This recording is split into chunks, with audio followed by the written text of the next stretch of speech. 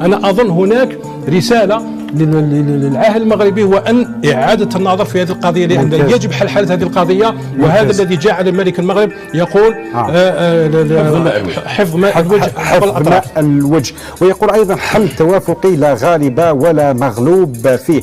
وهذه العبارة وردت بعد شكره للمملكة البريطانية وللبرتغال، وكأنه يشكرهما في ويعطيكم الصحة بارك الله فيكم، ولكن يضع جملة اعتراضية: نحرص على إيجاد حل توافقي.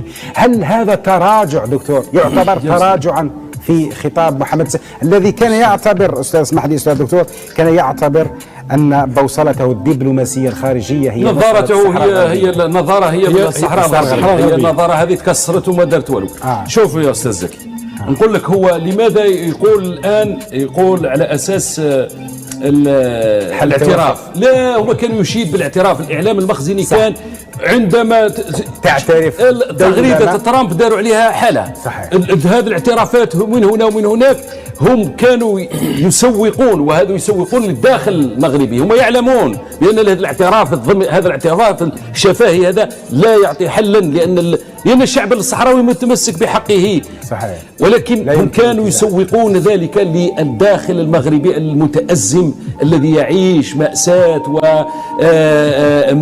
ومشاكل اجتماعية متأزمة، زادها تأزما هو إدخال المنظومة الصهيونية. اليوم فيه صهاينة ويهود يدخلون للبيوت والأملاك ويخرجون أصحابها بحكم قضائي يصدر من القضاء المغربي يعطي الشرعية لهذا صاحب، هذا جده وعمه وعائلته التي كانت تمتلك أرضا وبيتا وكذا وكذا. هذه إرهاصات أخرى وأثقال توضع على الداخل المغربي.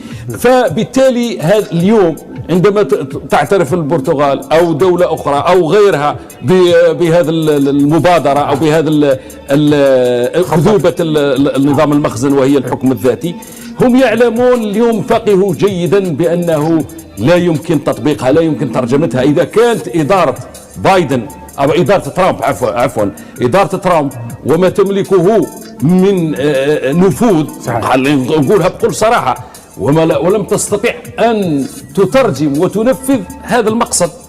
ثم يضاف إلى ذلك لأن الإغراءات 2020 التي كانت تسوق على أساس اعتراف بمغربية الصحراء ويمشون للتطبيع، والقضية هي التطبيع، هم مطبعين من قبل، ولكن